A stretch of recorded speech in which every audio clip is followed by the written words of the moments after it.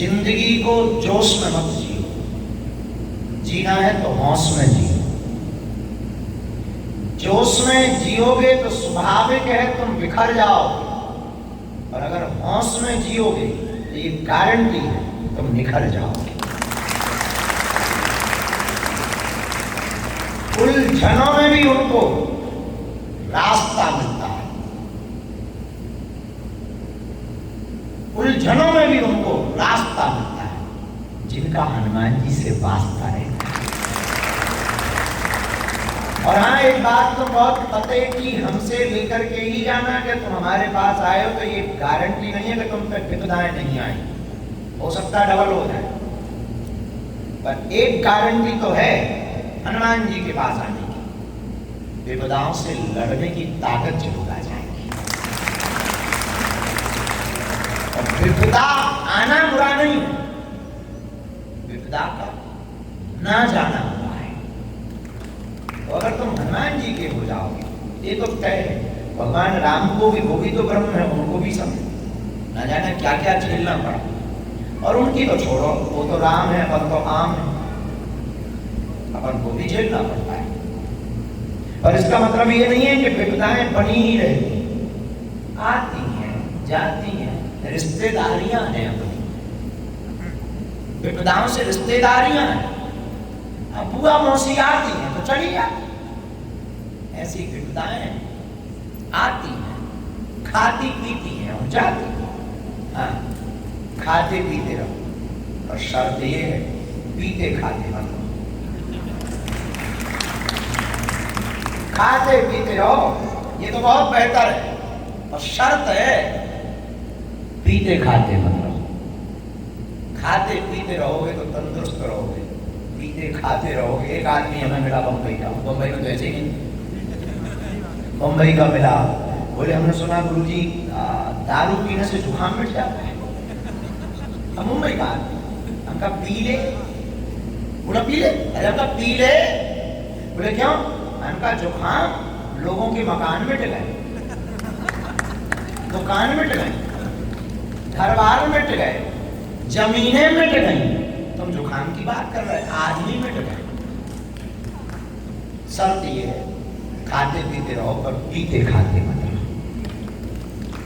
इसी 3 सूत्रों के साथ हो सके तो आत्ममंथन रात को करना, जोश में नहीं, होश में। तो जिनका हनुमान जी से वास्ता होता है उनको उलझनों में भी रास्ता होता है। और तीसरा सूत्र ही बहुत प्यारा, खाते पीते रहो,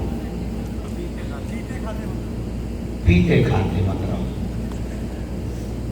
बस इन 3 सूत्रों को आप हो सके तो अपनाना। और एक अंतिम बात कह के हम विभूति वितरण करेंगे।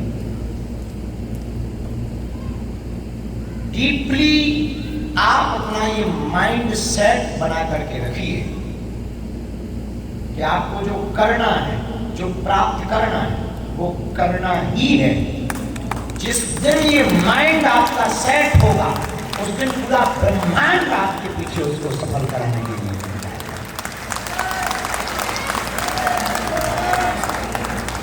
जब अमेरिका का छोटा सा बालक जन्म लेता है, मां मर जाती, पिता दूसरी शादी करता, पिता पीटता, गरीबी में जीता, मजदूरी करता, पढ़ता, चुनाव लड़ता, हार जाता, चुनाव लड़ता, हार जाता, लेकिन वो जिद नहीं छोड़ता, लड़ता, और एक दिन वो चुनाव जीतता और अब्राहम लिंकन नाम से अमेरिका का 16वां राष्ट्रपति बनता।